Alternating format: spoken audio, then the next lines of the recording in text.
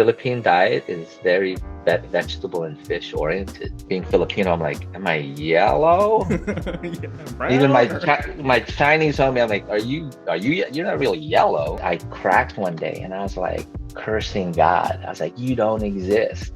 Like, why would you even let people live like this? With an ethnic studies lens that I use, that I'm equipped with, when I see the world, when I look at disparity or disproportionality around poverty, around violence in communities, around home ownership, around savings, like anything really, I'm like, colonialism. Artnelson, welcome to the show. You are a critical educator and ethnic studies practitioner and lover of humanity and the planet. You are also a founding teacher of the San Francisco Unified School District's Ethnic Studies program, and you're currently building the Ethnic Studies program in the Santa Barbara Unified School District. You're doing incredibly important work, but unfortunately, so much of that work is under threat by a lot of this anti-CRT, anti-woke movement that's rapidly growing within both right-wing media companies and parent organizations. As an educator focused specifically on ethnic studies, when did you first catch wind of this movement? And what have been your experiences dealing with all this? So you're talking specifically about the reaction to ethnic studies and CRT. I think that's always been present, but it really picked up once the movement to build ethnic studies started to grow. And though ethnic studies is a field that's been around for over 50 years, its application or expansion into K-12 public school is relatively new. I'd say 10, 15 years. Even though there are school districts like Berkeley, Logan High School in Union City, who've had long-standing programs since the late 60s, early 70s. For the most part, it's a relatively new expansion area. And I think once we really started to get validated by research and these universities and institutions of higher ed, that what we were doing was impactful, that is really reaching particularly young people of color who've been marginalized by the educational system. Once we started to reach them, I think we started to grow, and then people started to understand what we were doing to be a threat to the status quo. And as soon as that happened, that's really when I think in the last 5 to 10 years, it's significant, really the last 2 to 3 years from my perspective, taken off. And so I think I've always been taught that when you catch reaction like that, you're on to something. You're headed in the right direction. So if you're not catching any heat, then really the powers that be and the systems who want to keep things the way they are don't see that what you're doing is potentially game changing, right? Systems changing. So I think, very much the last few to several years. And did it ever get to a point where it landed on your doorstep, where someone was either messaging you or confronting you? Oh yeah, that's now a regular experience. Oh no! Wow. And I think it was really the last couple of years. Well, it started in San Francisco. So I started teaching in San Francisco Unified back in 1998. So I've been in this for a while. But I think the ethnic studies work we developed in San Francisco really is about 12 to 13 years old in our development. But the latter part of that, when we made it a graduate, or we moved to make it a graduation requirement, and again, I think reaching folks that really were not regarded as important to focus on. And we started reaching them, and then taking our community rooted demands to institutionalize and have this be offered to all students in the state of California. That's when interest and reaction to that effort started to take off. So in San Francisco, toward my last couple of years, few years there, um, growing scrutiny and calls to to end our work started to really take off. And then that continued with my move to Santa Barbara. Yeah. Because I think what really, I think there's a bit of context that needs to be shared to Hmm. our audience here who don't understand what ethnic studies is and its history. It comes from the community, and it's always in partnership with specifically communities, racialized communities of color, and attending to the urgent needs, immediate and long term, like that we would create an educational system that is responding to um, the most pressing issues, equipping young people with tools to to cope and to problem solve these needs, right? So every attempt to build, or all of our work to build ethnic studies, both in San Francisco and Santa Barbara, is happening through in districts throughout the state of California. Um, Again, coming from community calls for an educational system that is serving the interests of populations who historically have been neglected. And so that's at the heart of it. And so I think what I really want to get to the point of, this work is happening in Los Angeles and San Diego and San Jose, in the Central Valley, more on the coast, up in the Bay, in Sac, San Francisco, Berkeley, Oakland. Like, the list is long. And wherever there are communities of color who are organizing, which is everywhere, there are seeds of ethnic studies, demands, if not outright campaigns, to make that happen in their school districts. And actually, that happened statewide. We were able in the state of California to get ethnic studies passed as a graduation requirement for all public schools, so Wow. all students in the state of California. And so we started in the margins, really was effective in moving so-called at-risk youth. Um, and then, as you know, bell hooks, or you may know bell hooks, Mhm. we moved from the margins to the center. And being in the center, you catch a lot of attention. And in that process, people are like, maybe actually we know we don't support this. And I think we Mm. see that broadly. I think governor in Florida, Hmm. DeSantis. that whole act of banning AP African American Studies is wild. Um, and that course being characterized as having no use to the people of Florida. One, it's wrong, it's a lie. But to me, it makes me ask, well, which people, which communities is this not useful for? Because it definitely is useful for my community, for Filipino Americans, right? And I'm not even Black, right? I'm not African American, but I know that learning, those learnings are useful for my children and for my non-Black students, as well as my African American students. So I think that it's always about asking the right question to lead us to much more critical understanding.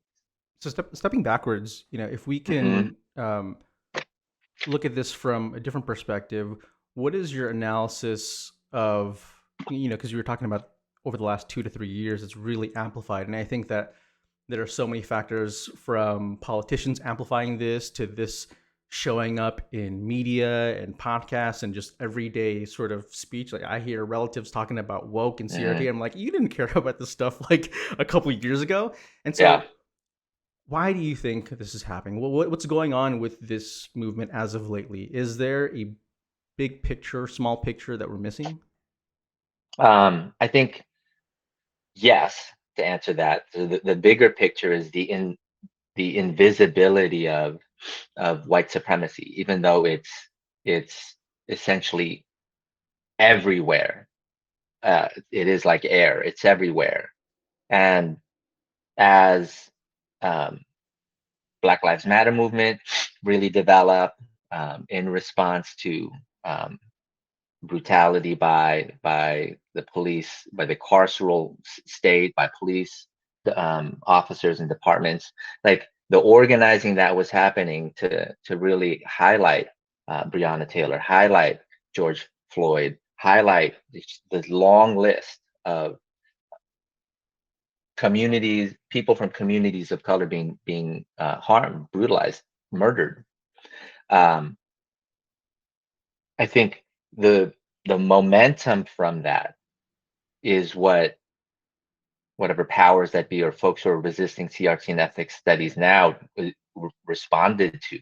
Like, what are the implications of these mass mobilizations in defense of Black life mean to policy, to education, to all aspects of our life? And as folks became more aware and conscious of not just racism, but the larger system attached that really drives it, white supremacy, as more folks became critically aware of that, I think we collectively became inclined to action, or we were actually starting to ask questions of how can we address this?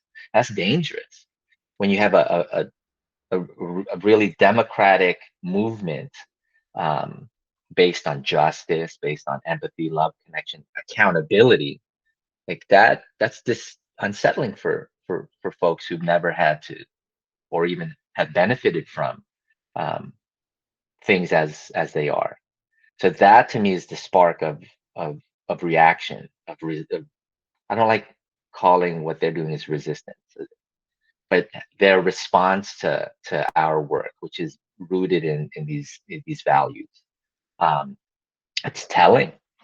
And I think the more that we can have these conversations publicly and engage folks and answer questions, because there is a lot of misunderstanding, and that's why it's super important for us to tell these stories, to explain these concepts, like CRT, like critical race theory. I mean, we should break that down. Like, what is this theory? It's just a kind of a way to understand the world or explain what's happening. Like, everyone engages in theory and theorizing. Like 8, 9-year-old, now 9-year-olds, 10-year-old engage in theorizing, explaining why things are the way they are, right? And the other two terms, race. Like, I don't know if everybody knows this, but race is not real. Like, it was made up, and there's nothing wrong with race, as being Black, as being white. But my students would, in my ethnic studies classes, when I was in the classroom, would always ask, "Are people actually Black? I don't actually know any Black people, like the color Black." Like, and oh yeah, there are actually no white people. And what does it mean for me as a Chinese person? What color am I? But I think color as representations of communities, red being Native American, has roots in the 60s power movements, right? Yellow power. Although being Filipino, I'm like, am I yellow? Yeah, Even brown my Chinese homie, I'm like, are you? You're not really yellow. Brown, and then the whole ethnic spectrum of brown. Anyway, those are really generative and fascinating conversations to have, especially with young people. And I think it needs to happen broadly, because from just constant questioning, clarifying, like the learning is super unifying. And I think that's while they say CRT is divisive, it teaches white kids to hate themselves. I've never had that experience ever, or teaches communities to communities of color to hate white people. I've never had that experience. Like, it has always led to greater understanding and mutual recognition, which to me leads to respect. It's the path to getting, I think, where we want to be, where we need to be. And I'm meandering here. I don't want to lose the question in terms of why folks are reacting. Certain folks are reacting.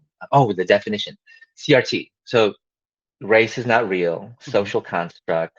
And of course, young people are quick. Well, why did they invent it? It was a way to divide, right? Divide particularly working communities, right, of all colors. And well, who's doing the dividing? And that leads to really a path of inquiry to more questions and more deeper understanding. So the problem is not race. The problem is racism. And the answer to all of those questions really comes in a criticality, to be critical. What does it mean to be critical? It means, from our perspective, to have an understanding of an analysis and a critique of systems and power. Of course, society is made up of individual people, but I think we get stuck there if we don't have a critical understanding of the way our world is organized. That's what we mean by systems, right? The economic system, social cultural system. And when we say social cultural systems, it's like, what are the ways of seeing and being that kind of guide us to how we relate with people, how we engage the world. And it comes from many places, right? Culture, it comes from the family, from the church, from geography, your block, music you're interested in. Yeah, culture is awesome. And culture is not a proxy, shouldn't be used as a proxy for race. So all this confusion can be addressed with, I think, engaging one another and having an understanding of history, right? And that CRT, all it's saying is that we should have an understanding of systems and power as to how it shapes racism, and having those understandings can inform how we engage the world and how we problem solve. Because racism is real. Like, there's so much evidence that we can reference, and our own lived experience, right? And I think that's why ethnic studies is powerful and compelling to young people, because it really elevates their lived experience as invaluable text to study and then to build your theory on. It's alive and it's connected. So to me, if I were wanting things to stay the same, one of the biggest threats to disrupting that status quo would be millions of young people activated with a criticality and critical consciousness, like rooted in wanting to problem solve and change things. Like, that's deeply, I would be deeply like concerned as well if I was operating from that vantage point. And in the end, it's people power. It's rooted in democratic values, in humanity, and that's where I'm like, this is what I'm going to invest in. This is what I'm going to help build and be a part of. I love that. I So mean, I love what you when you brought in that Bell Hooks quote about moving from the margins to the middle, because it's like, for so long we've heard these narratives dismissing the value of learning about our history, about our culture, about talking about race. And then as you start to see these movements grow within the last 15, 20 years, you start to see that shift in Republicans and conservatives who were seemingly all about, hey, don't ban any text, free speech, every sort of type of factor, history should be allowed. And now it's like all they're the kinds of poster irony, child. Yeah, all kinds of irony here. And I'm like, irony and hypocrisy, yeah. right? So Yeah, it you is get. a trip. Mhm. And so, staying on this topic of critical race theory and ethnic studies, Hmm. we're seeing a lot more instances of lawmakers actively trying to limit and remove ethnic studies classes. And you were speaking earlier about the fact that the Florida State Board of Education approved an amendment banning critical race theory, which resulted in the AP African American Studies classes Hmm. being rejected from being taught in Florida schools. So not only is this impacting the students and their access to their own history, but there are educators and entire programs like the one you built in San Francisco that are now under threat. And so, for people who are affected by this directly, what can be done? How can educators, fellow activists, Yeah. support either from within or outside from the sidelines? Yeah. And one, it needs to be both inside and out. And I think to really flesh out the a point I was making earlier, in that specifically ethnic studies work within school districts cannot be done in isolation. Like, it needs to be connected to community, and it needs to be really rooted in the origin, purpose, and practice of the discipline. It means something to be an ethnic studies teacher. And you're directly speaking to, if I were to really flesh out the discipline, like there's four aspects to me that I think will set up my direct response to your question. So ethnic studies is history from the perspective of racialized communities of color. And I think broadly, in this country, we value history. But what we're saying is, yes, and your white supremacy is getting in the way of an all-rounded telling of the story. And so ethnic studies fills that out, and that gets us closer to truth, which I think is the better foundation for building the world we all deserve. So really centering communities of color as a way to counter all these harmful narratives, right? And then ultimately upholding all communities, right? All of humanity. Like that's central to ethnic studies, is the discipline within the discipline.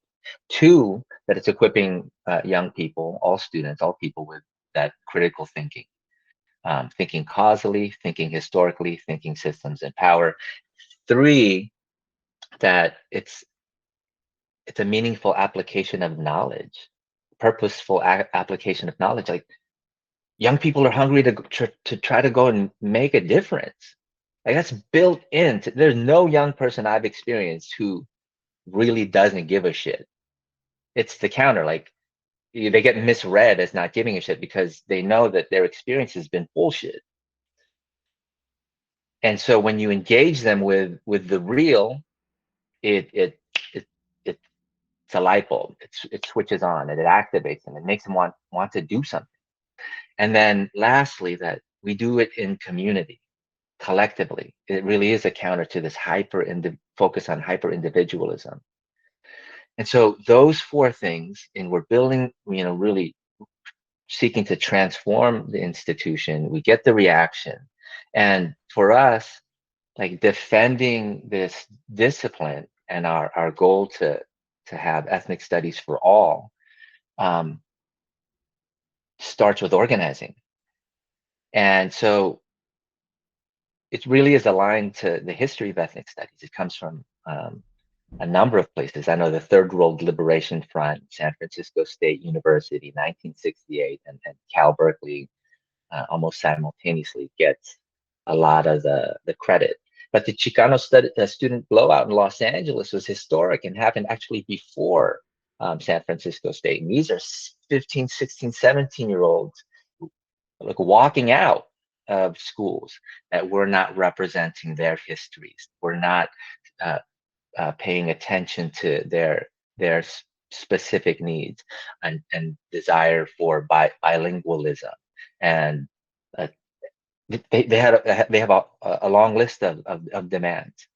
And again, like it comes from community. It comes from urgent need identified from their lives, and young people taking action to address these things.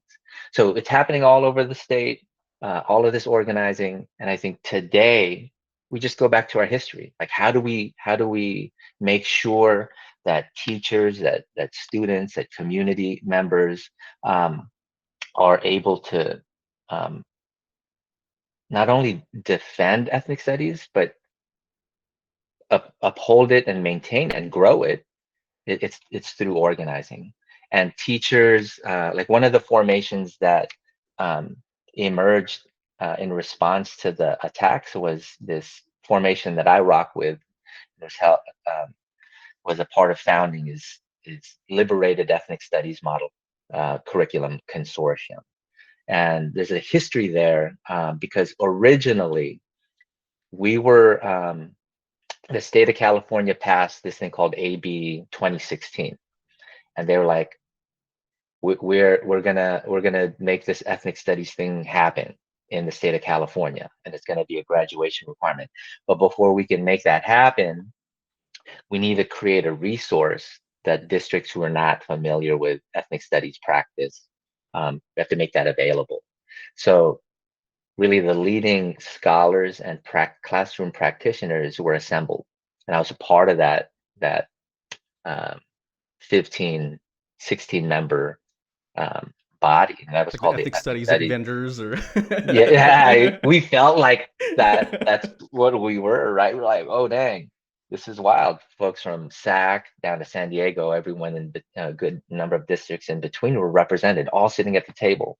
And they were like, you have 3 days to develop this resource. Go. I mean, they spread it out over 3 sessions.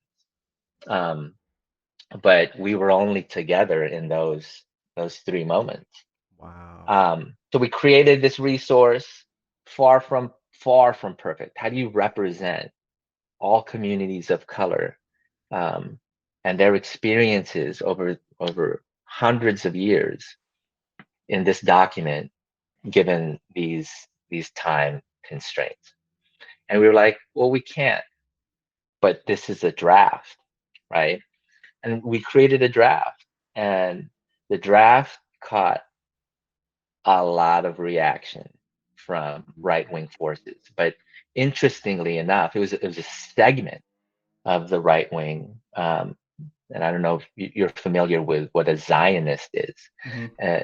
So there are like staunch advocates for the state of Israel, right?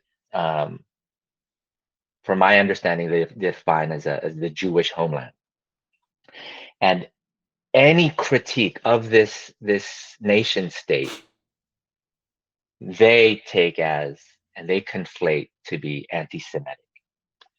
And we were like, we disagree. And we need to teach as a part of ethnic studies. And really the discipline of ethnic studies began with Native American, American Indian studies, African American studies, at the time Chicano studies, which is now evolved into Chicanx, Latinx studies, Asian American studies. And under Asian American studies, really develop and expanding that to include Pacific Islanders, Native Hawaiians, and Arab Americans. Like that's long-standing. Why these specific communities? Because we're racialized as communities of color, non-white. That othering has created long-standing dehumanization, dispossession, like terrible struggles. And the field of ethnic studies is dedicated to, again, researching, explaining, equipping communities, rounding out the history, and all with the purpose of creating change, positive change. And so the inclusion of 2 lessons, I believe, on Arab American studies centering Palestinian experiences evoked the wrath of the Zionist community. And what's interesting is there's this partnership between the MAGA hard right fighting CRT and the Zionists really seeking to undermine and derail ethnic studies expansion and institutionalization. So that's what we've been really kind of two right-wing forces coming at us. But all circling back to Liberated Ethnic Studies Model Curriculum Consortium, we were like, we don't co-sign this document that we initially were a part of creating, because they gutted it, right? A lot of that resource is from our collective work with some significant changes and erasures. And we're like, we don't co-sign, take our names off, and we're gonna initiate this formation called Liberated. And that's the origin of this organizing body. But it's more than an organizing body. It's like we're creating curriculum. We're doing support for school districts and teachers toward pedagogical development. Like, what does it mean to be an ethnic studies teacher? It's not just history. It's not just content. It's how, which is, again, it's very collective. It's very much committed to equipping students to engage in meaningful action, all toward addressing problems. So Liberated is in the crosshairs of reaction right now. And I think that could be a Google search, or a kind of, if you liberated ethnic studies, seems to be now the language that's complementing woke and CRT in this right-wing attack against the education work that we're engaged in. Wow, I mean, you talking about, the fact that even after that first draft, there was always that wave coming against you, and when it comes to teaching ethnic studies, or really any course or book about race and racism and white supremacy and colonization. I'm sure that you've heard from all spectrums of different right wingers and whatnot.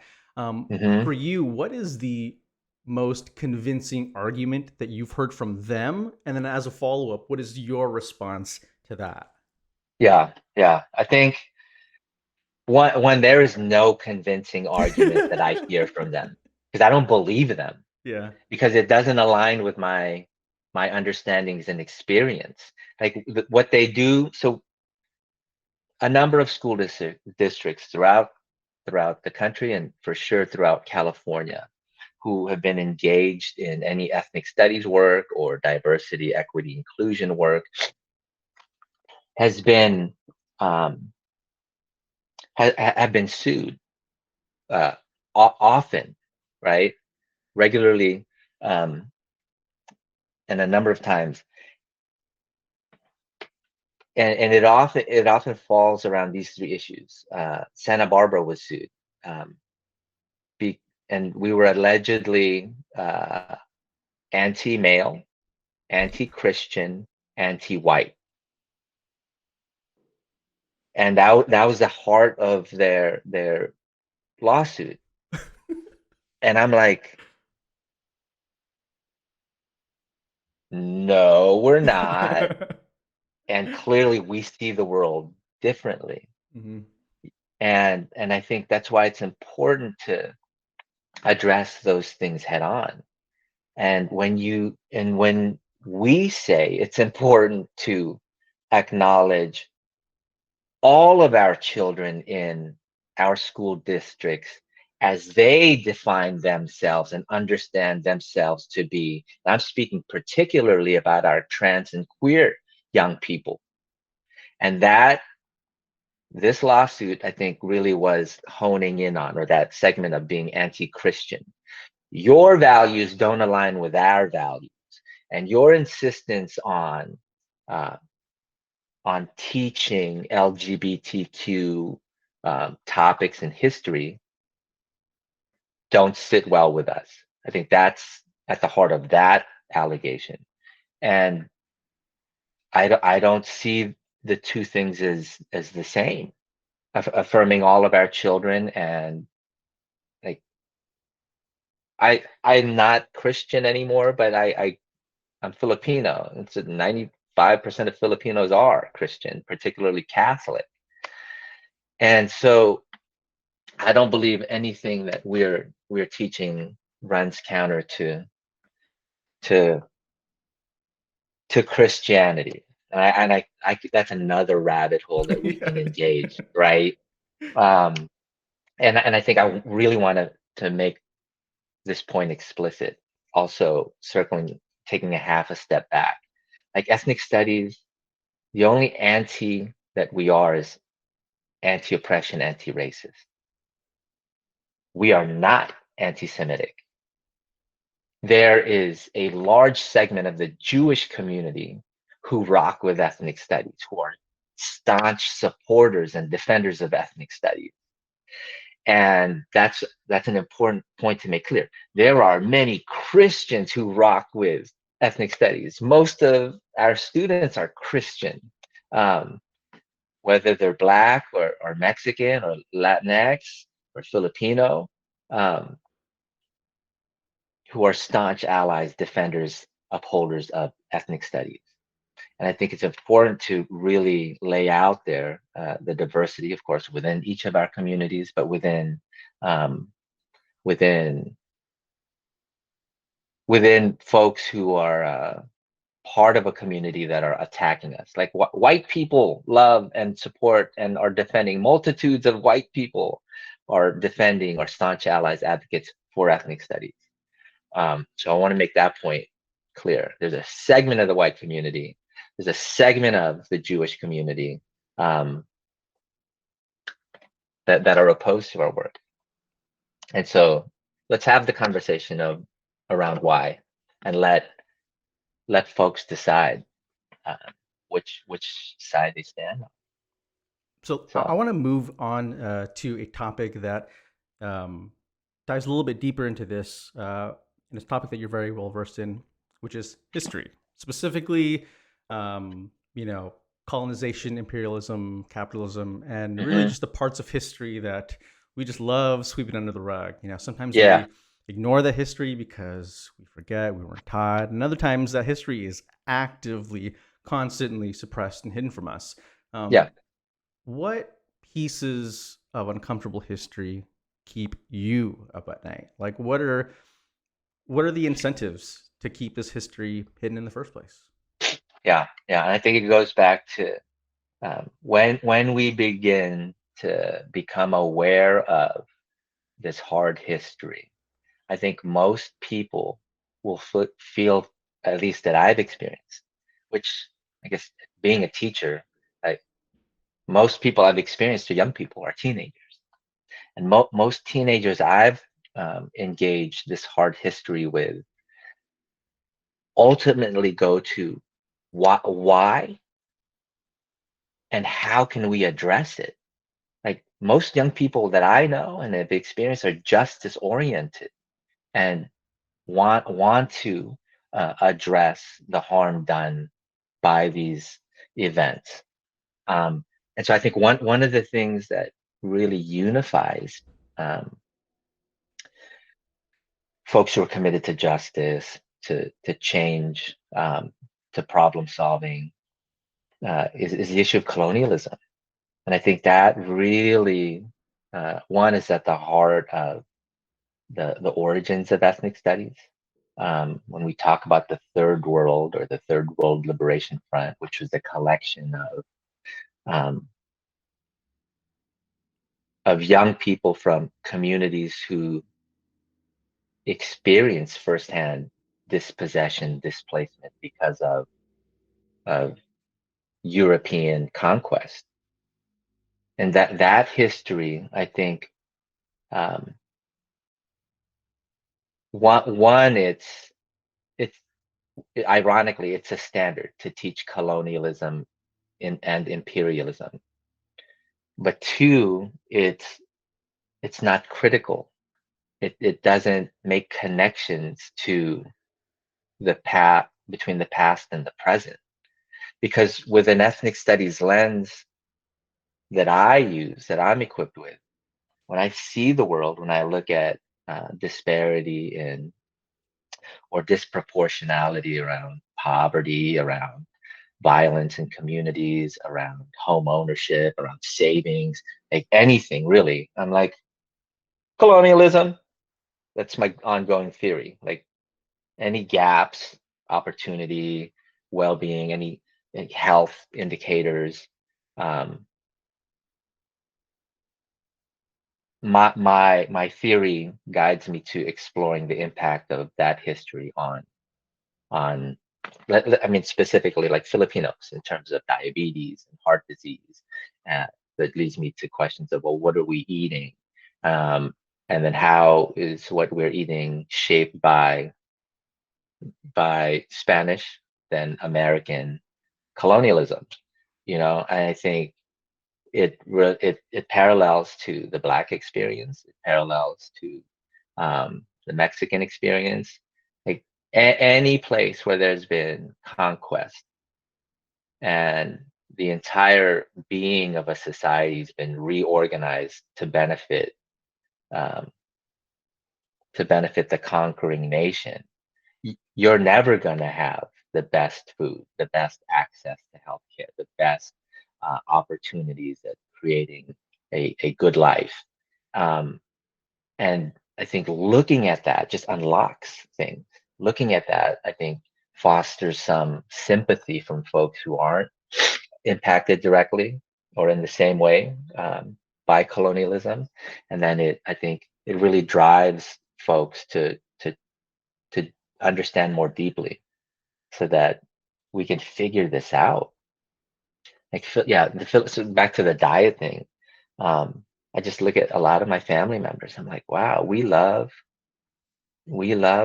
unhealthy foods and prepare, they're delicious. I feel that. They're, right?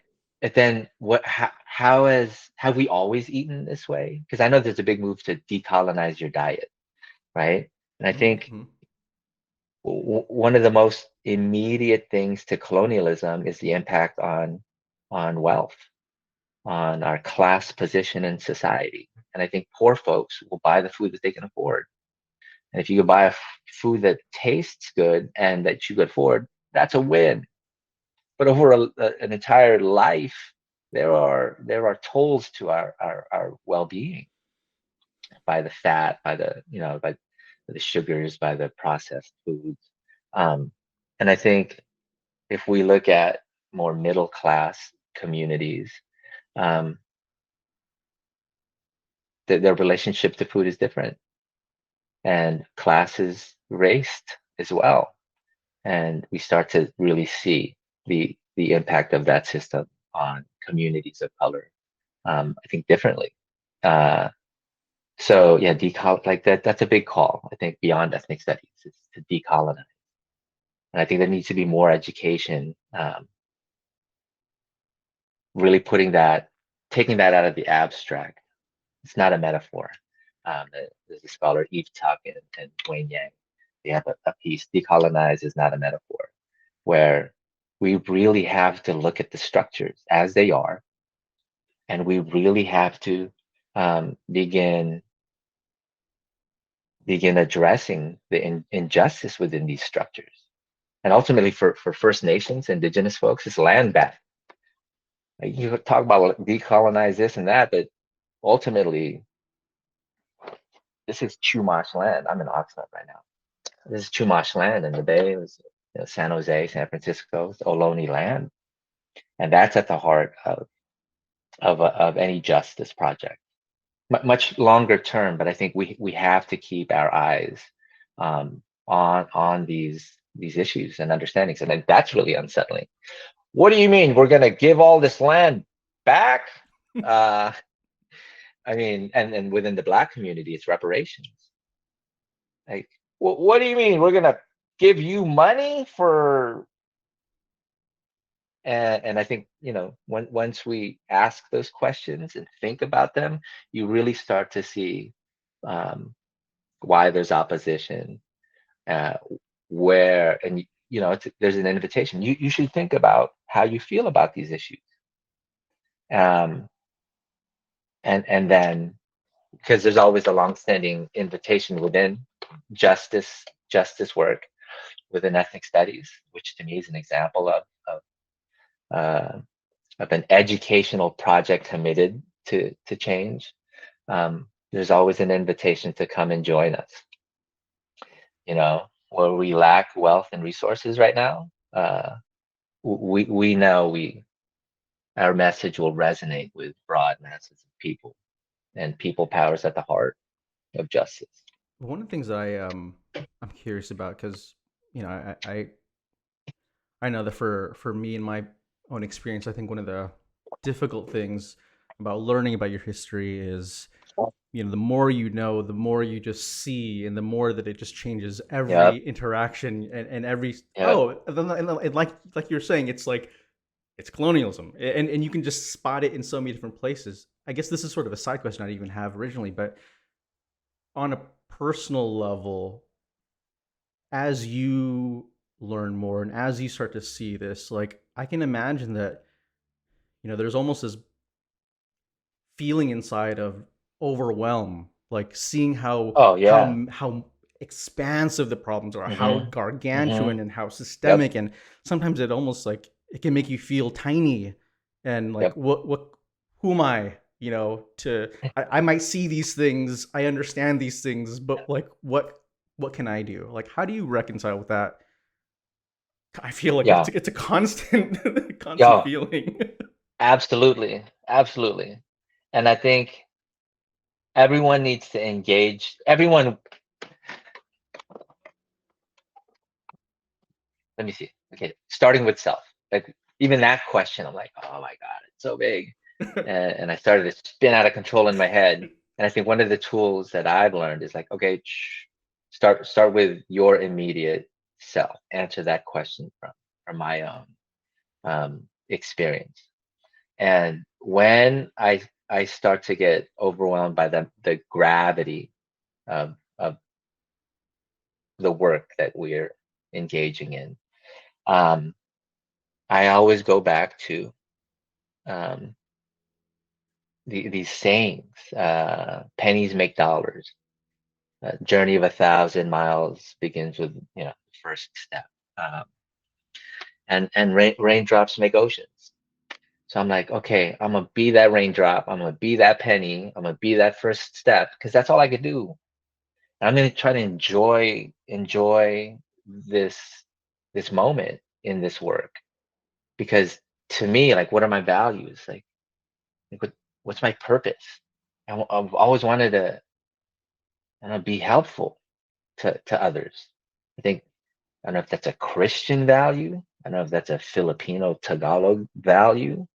Um, I mean, it's both. What does that look like? And for me, I'm like, there have been times where I have thought, dude, maybe I could just go work private sector, or maybe stop this teaching thing, stop this activism work. I think that's the crazy thing with once you're activated, it's really hard to turn off. It makes me think of the Matrix. There's that Yeah. forgetting the character's name, and he's eating that filet mignon, and it's Yeah, like, I yeah, know yeah. that this isn't real, but it's real enough. And he Yeah. decided to or replug in, and that's where I'm like, could I just walk away from this work? I've gotten to a point where I cannot. And well, if I can't walk away from this work, then I need to make uh, what I'm doing feel like it matters. And within a really zoomed in context, if I just define that as my galaxy of influence or my realm of influence.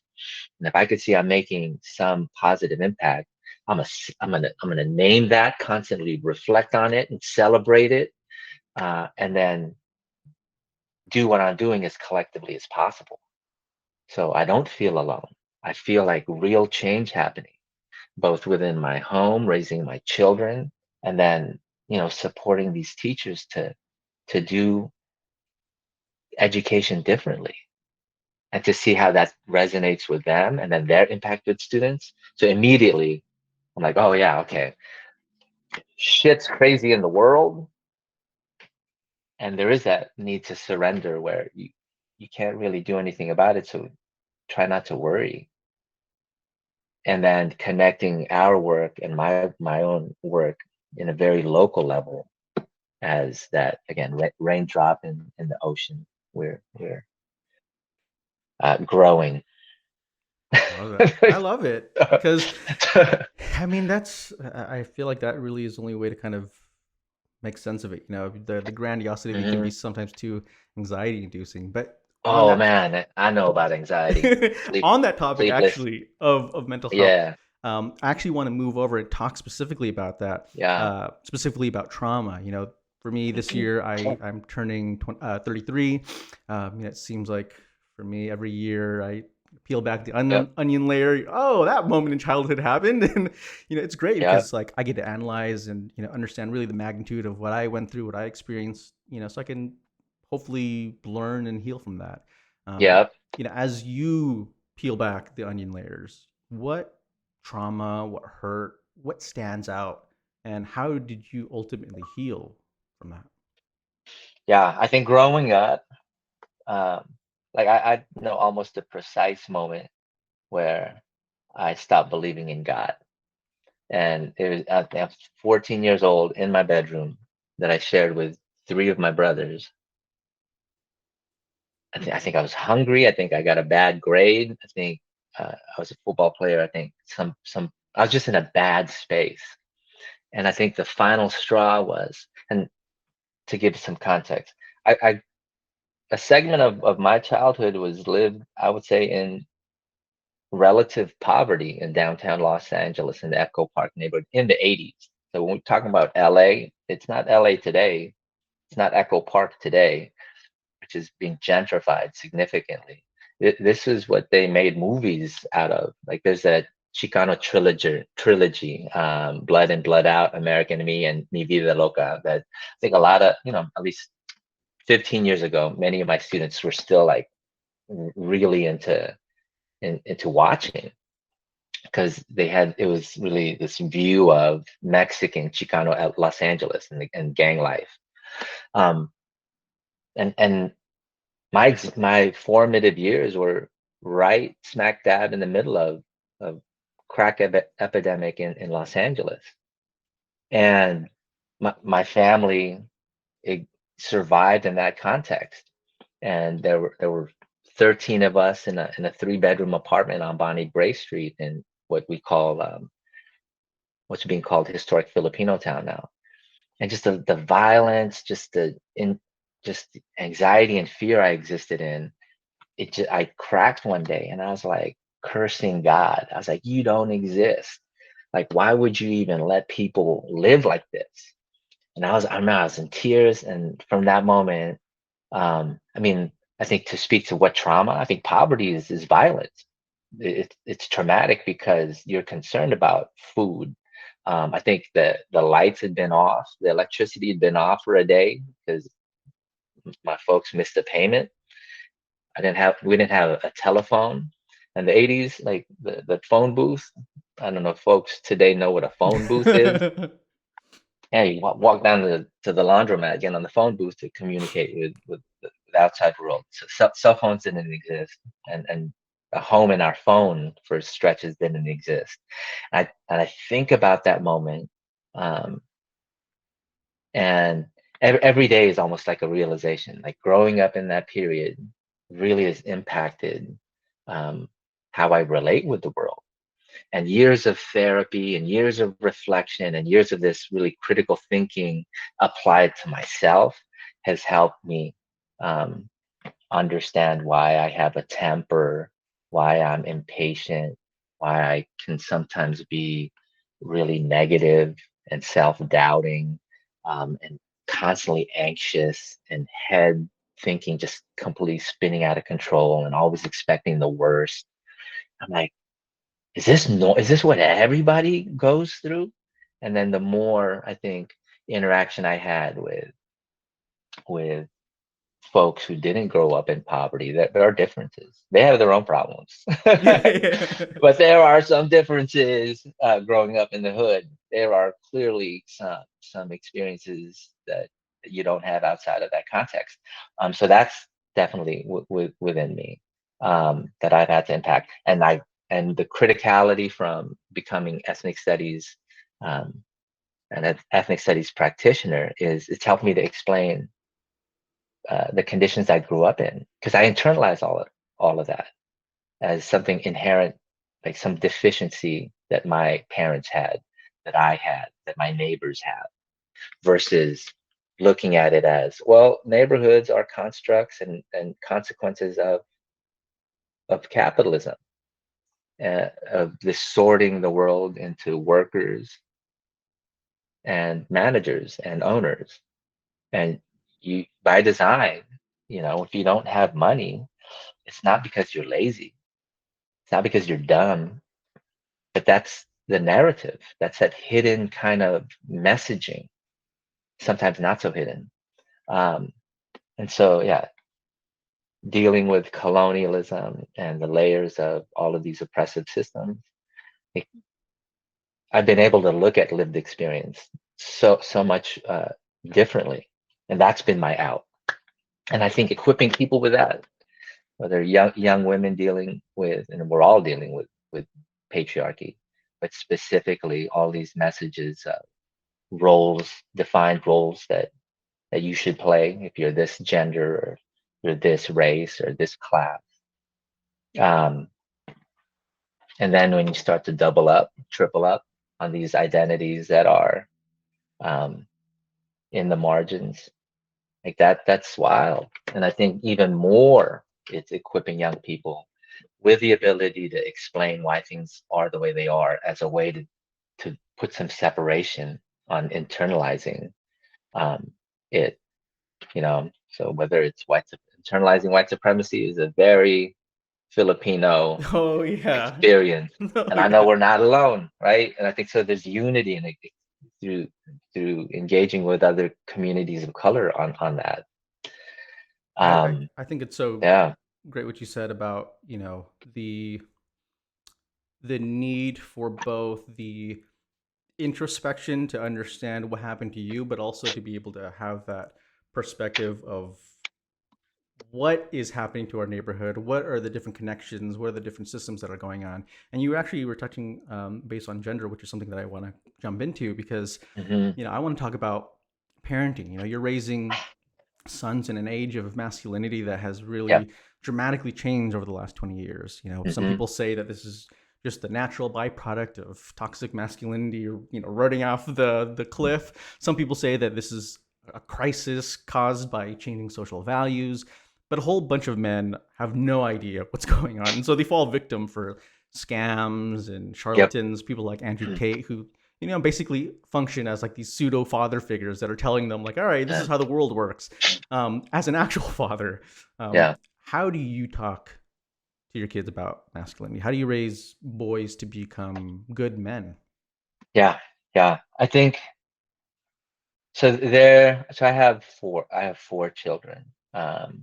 I have a 20-year-old, and then I have this cluster. I call them sometimes the triplets, but they're not. One's a 10-year-old, and then the twins are, I have 9-year-old twins, but they're so close in age. And the twins are large humans. Not that the 10-year-old is small, but they're bigger. Like the twins are bigger than their kuya. Um, and I think my wife and I, Paloma, my wife, and I early on were like, we're not going to boy them. We're not going to gender them. We'll really just try to um, it's like the whole blue pink thing, boys clothes, girls clothes. It kind of ended up being more so that just because all of our families define our children kind of for them and for us, but we always try to downplay that and see where they go in relation to their identity. They're very much self-identified boys, right? So okay, cool, boys are great. um and ultimately I try to model like what are what are the things we most value in our family. And this is just like on repeat in terms of kindness, thoughtfulness, being helpful, being connected, being mindful of your words, of your actions. There's all of these things that to me isn't gendered, right? Um, but of course, all the media they're consuming, their peers, they're very or like it's very segregated right now in fourth and fifth grade, all grades probably. Um, and I think it's one being sure we're answering their questions, we're engaging them and asking them questions. Uh, and again, yeah, I'm wondering, is it if I'm being explicit enough about this is what it means to be a good man. I don't know if I've ever said that.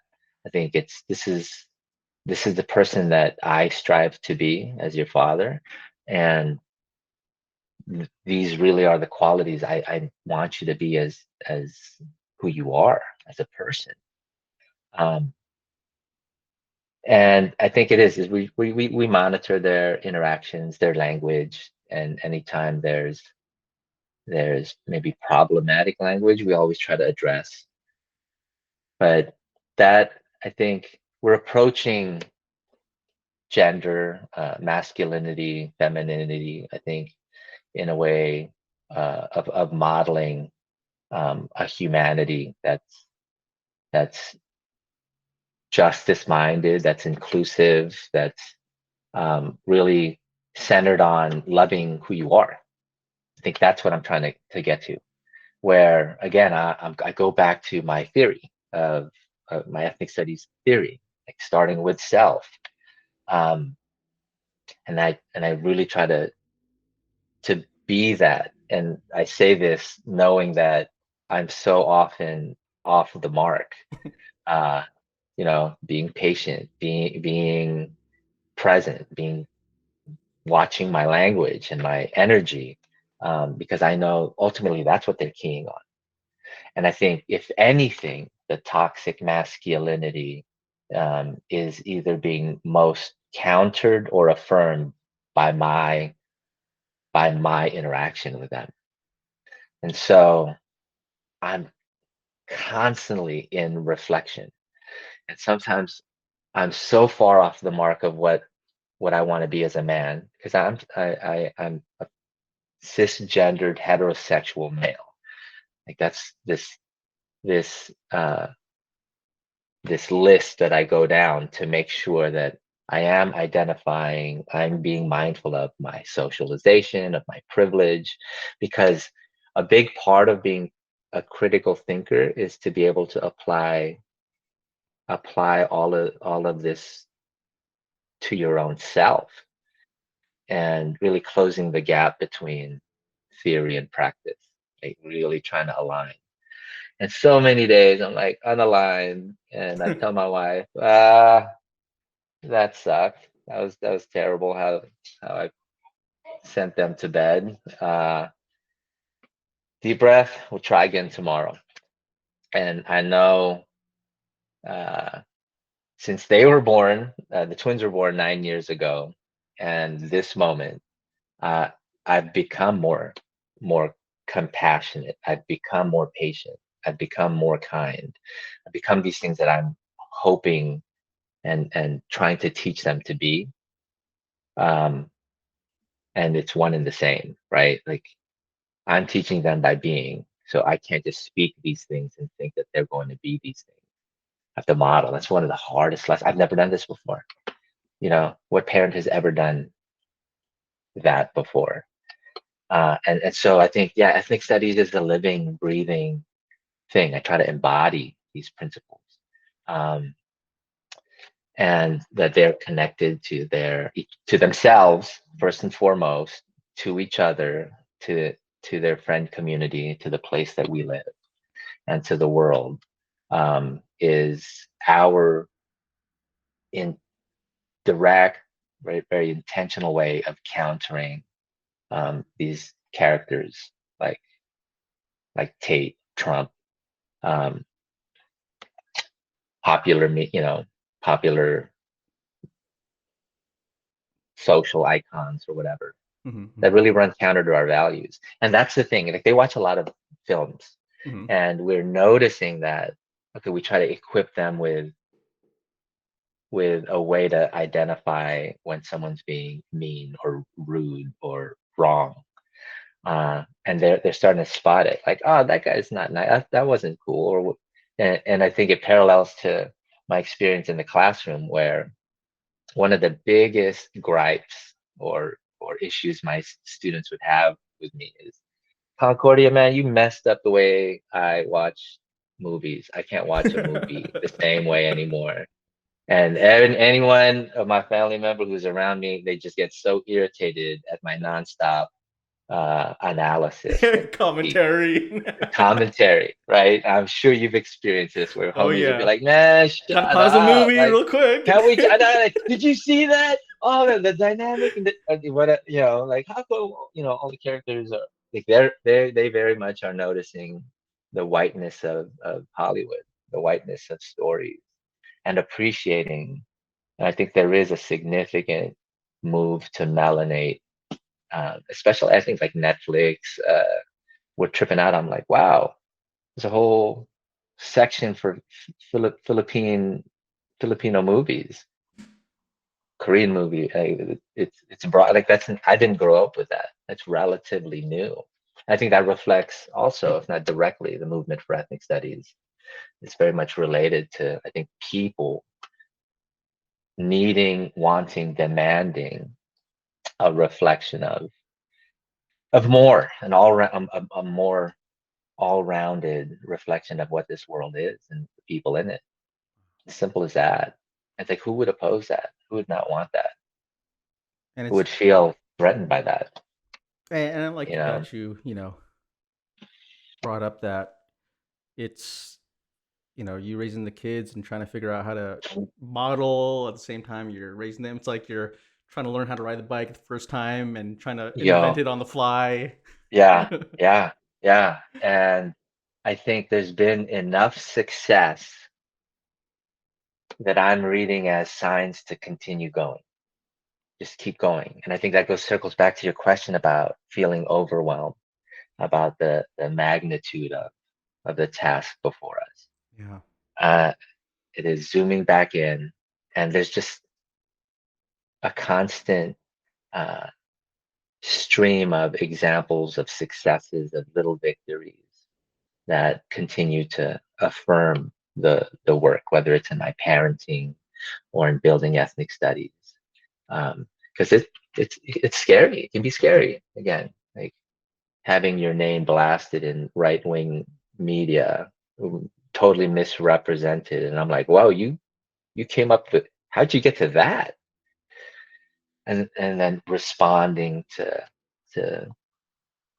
um to outrage. I don't know why I did that. To outrage or concern, the allegations of brainwash. Hey, it's actually made me grow into a um ironically, like it used to really make me anxious. Now I still get anxiety about it, but I've used the word numb. I'm getting numb to it, but I think it's more than that. I think I'm becoming equipped with, because of the experience, with the sensibility and real tools about how to respond. And it always goes back to making sure that I'm not alone, making sure that we're not responding in isolation. So yeah, I'm one teacher in this school district, but I'm flanked by dozens of other practitioners and teachers, supportive administrators. And then the work that we do in the district is supported by organized, really vocal community. And that Santa Barbara is also then connected to Los Angeles and San Diego, um, San Francisco. Yeah, like there is great power in the movement. That's where we'll go back to, you know. And speaking on that movement, for my last question, I have a quote that you're very fond of by Mero Cocinero that says, "The revolution starts in the kitchen." I love Yeah. food. I love cooking. Oh Sometimes man. a lot of unhealthy stuff. Hmm. And I'm all for the revolution, but I'm still lost in terms of the meaning of this quote for you. So, what does this quote mean for you? Yeah, I think one. So Robert Karimi, that's who that quote comes from. Who's the Mero Cocinero, and he's ethnic studies rooted. I believe he's Iranian, Guatemalan, Central American. And again, so that whole identity has these intersections, that intersection of identity allows him to see the world in certain ways. And he was a buddy of mine from UCLA, poet, activist, organizer, um, and, and and he's a cook, right? He's a chef, and it's one of his kind of areas of interest. And for me, food has always been an area of interest. And early, I think I was like 18 or 19, in my head, I'm like, how come all of our Filipino food is being made off of these flavor packets, these Knorr flavor packets? I'm like, how do you do this from scratch? Because I'm sure, and I had no ethnic studies frame back then. It was an observation. I'm like, oh, the packet, the sinigang or adobo or Yeah, caldereta yeah. packet. Um, because I was headed off to college, and I was like, if I wanted to make these things, and I don't have a packet, what do I do? And that kind of led me into, again, looking at history, looking at class, looking at food access, looking at cultural knowledge and what the packets are doing for the next generations, and making them dependent versus being able to create something from scratch. That led me to this whole relationship to cooking, particularly cooking Filipino food. And I wanted to try to figure out how to make every Filipino dish I loved from scratch. And then I got there, and I was like, oh, that led me to a whole series of questions around what I just shared. And that quote actually, was on this postcard that Paloma shared with me. And then that became kind of this cool reference point and related to decolonizing our food and our diet. Um, and making sure that, and yeah, anytime we cook delicious food that's not necessarily the healthiest, really, Philippine diet is very vegetable and fish oriented. It's not so meat, pork heavy, fat heavy, but I think there's a history and reason for why we gravitate to those foods. So to me, it's not removing them, but really putting it in its proper proportion. I think the best dishes make sure that the ingredients are right, the sequence of things are right, and the measurement. So chicharron will always be a part of my diet, but Yeah. rather than 85%, maybe a half a percent. Um, you know, so yeah, kitchen starts in the revolution. I think really, revolution starts in the kitchen. I think it's the revolution starts everywhere. Whatever your area of interest is, I think really research, and any areas where there's a history of problematic or harmful or colonial legacy, rethink and reinvent. And I think we apply that in any context, whether it's education or fashion or, um, I love your beautiful plants. I love the posters there. Thank you. Like, yeah, you put that frame to music, to arts and culture, to relationships, interactions, um, hobbies and interests. I think there's always going to be issues. There's always going to be areas that maybe have tension between our values and our consumption. And I think we just got to always move in the direction of doing better. Um, and that's I think it's related to the other question you had. It's like, how do you reconcile and approach anxiety and stress and overwhelm? In the end, we can only do the best that we can, uh, and like being worried and anxious and fearful, and those are still things that I am grappling with. Um, it's wasted calories. There's nothing you can really focus on what you can do and what you can impact, what you can influence. Breathe, be present. Shit, today was awful. Well, let's try again tomorrow, you know, and that's really the approach that I take, that I think is at the heart of what I've learned from ethnic studies, um, from fighting for what's right. Um, you know, like there's all these terms that are becoming kind of like woke, for example. Hmm. I I love the word. I appreciate and recognize its origins and how you what it's describing. To me, it's criticality and critical consciousness, and then now it's being misappropriated and misrepresented. Um, I'm bringing that back. I continue to use it, but what was my point? Yeah, there's all kinds of language. Language is always evolving and developing, but I think at the root of it, especially I think now as we're trying to figure out what ethnic studies looks like for elementary school students, for the babies, for the 7 and 8-year-olds, what does equity and justice mean for them? I don't know, fairness. Like, is that fair? Uh, uh, is that something you would want to happen to you? Um, Language is always developing as it should to capture, I think, the essence of a thing we're experiencing. Um, and then it also needs to be um, matching where people's consciousness is. So I don't want to get too hung up on the right word or the correct word, and always go back to the essence. And um, I don't know where I'm going with that, but No problem. it's constant. It's a constant thing in my head that I share with folks around me doing this, whether it's parenting or teaching, cooking, whatever. Yeah, I mean, to be honest, I really appreciate you tackling a lot of these larger than life questions. Man, Sometimes I know it can be hard because I always have these existential questions on my head, and I love being able to sort of take that burden off, have you deal with it, see what you make of it. But honestly, this has been great, Artnelson. It's been a joy to have you on the show to learn from your experiences, your knowledge, even if it's just been for a little bit.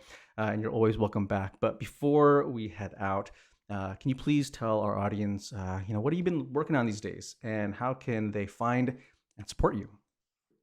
so I think central to my being is